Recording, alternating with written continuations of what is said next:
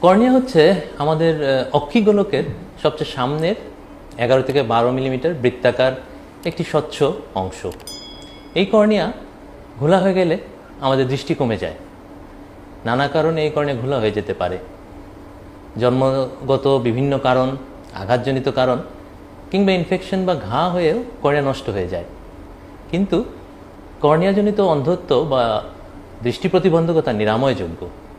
তাই কর্নিয়া বিশেষজ্ঞ হিসেবে আপনাদের সবার কাছে আমার আবেদন, কর্নিয়াজনিত কোনো দৃষ্টি প্রতিবন্ধকতায় আক্রান্ত হলে আমাদের পরামর্শ নিন, চক্ষু চিকিৎসককে পরামর্শ নিন এবং একটা সুন্দর সুস্থ দৃষ্টি নিয়ে বেঁচে থাকুন।